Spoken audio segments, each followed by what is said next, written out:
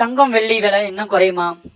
ஒருவேளை நீங்க ஆகஸ்ட் அல்லதுக்கு முன்னாடி வந்து கோல்டு அல்லது சில்வர் வாங்கியிருந்தீங்கன்னாக்கா இப்ப நல்ல ரேட்டு ஏறி இருக்கும். ஸோ ஒரு வேளை வாங்கலினா பட போச்சு அப்படின்னு உட்காந்துருக்கீங்களா?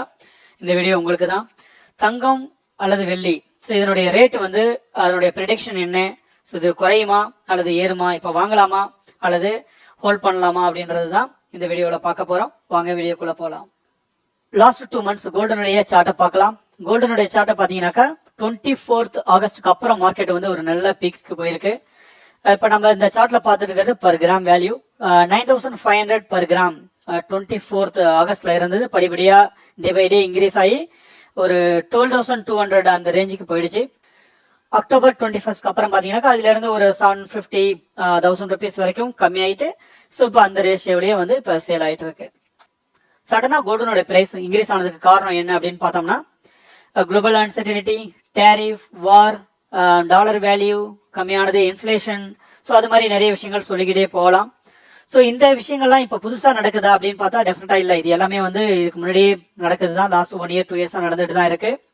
ஸோ ஏன் சடனா மார்க்கெட் வந்து இப்போ ஆக்சுவலி அக்டோபர் 24th அப்புறம் மார்க்கெட் வந்து மேலே போயிருக்கு அப்படின்னு பார்த்தீங்கன்னா, இன்வெஸ்டர்ஸ் பாயிண்ட் ஆஃப் வியூவில் லாஸ்ட் 1 year ட்ரெண்ட் எடுத்து பார்த்தீங்கன்னாக்கா ஒரு மியூச்சுவல் ஃபண்டோ அல்லது வந்து ஒரு ஸ்டாக்கோ ஒரு பெரிய ரிட்டர்ன் கொடுத்ததுக்குரிய வாய்ப்பு இருக்கிறதா தெரியல.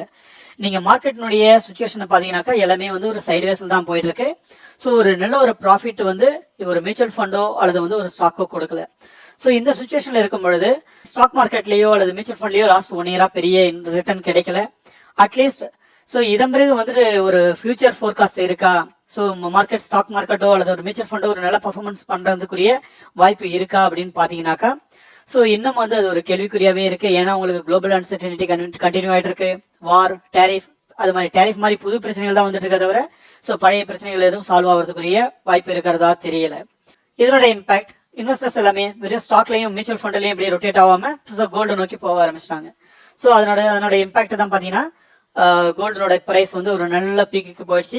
ஸோ இப்போ இதுல இருந்து கரெக்ஷன் ஆகி மார்க்கெட் வந்து கீழே விழுமா அப்படின்னு கேட்டா டெஃபினட்டா கீழே விடுறதுக்குரிய வாய்ப்புகள் அதிகம். ஸோ அரௌண்ட் ஒரு 30 to 40% கரெக்ஷன் ஆயிட்டு அது மாதிரி கோல்டனோட பிரைஸ் மேல போறதுக்குரிய வாய்ப்பு இருக்கு. ஏன் ஒரு மார்க்கெட் கரெக்ஷன் நடக்கிறதுக்குரிய வாய்ப்பு இருக்கு அப்படின்னு பாத்தீங்கன்னாக்கா, ஸோ குளோபல் அன்சர்டனிட்டி, டேரிஃப், வார் இத மாதிரி விஷயங்கள்லாம் சொன்னாலும் கூட ஸோ இதெல்லாம் வந்து லாங்ல நடந்துட்டு ஒரு விஷயம். இது இப்போ நேற்று இன்னைக்கு ஸ்டார்ட் ஆனதுல இது ரொம்ப வருஷமா நடந்துட்டு இருக்கு. ஸோ இது அப்படி நடந்தாலும் கூட ஸோ எதுவுமே வந்து ஒரு புதுசா வரும்பொழுது அது வந்து பெருசா பேசப்படும். அது மாதிரி டே பை டே பாத்தீங்கன்னாக்கா அது பார்ட் ஆஃப் லைஃப் ஆயிடும். மார்க்கெட்டினுடைய ட்ரெண்டும் அன்சர்டனிட்டியும் கூட ரொம்ப நாள் வந்து இப்படியே போயிட்டு இருக்காது. ஸோ அன்சர்டனிட்டி வந்து ஒரு பக்கம் கண்டினியூ ஆனாலும் கூட ஸோ மார்க்கெட் வந்து டெஃபினட்டா வந்து ஓரளவு ரெக்கவர் ஆகிறதுக்குரிய முயற்சிகள் பண்ணும்.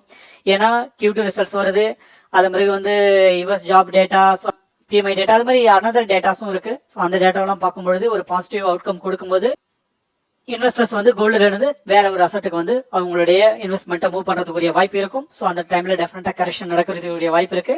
ஸோ ஒருவேளை நீங்க கோல்டு வாங்கல, சில்வர் எதுவுமே வாங்கல, ஸோ வாங்குறதுக்குரிய பிளான் இருக்கு அப்படின்னாக்கா என்ன பொறுத்த வரைக்கும் கொஞ்ச நாள் வெயிட் பண்ணி மார்க்கெட் கரெக்ஷனுக்கு அப்புறம் வாங்குறது ஒரு பெஸ்ட் இன்வெஸ்ட்மெண்ட்டா இருக்கும்ன்றது என்னுடைய view. That's all for this video. Thank you. Subscribe பண்ணுங்க.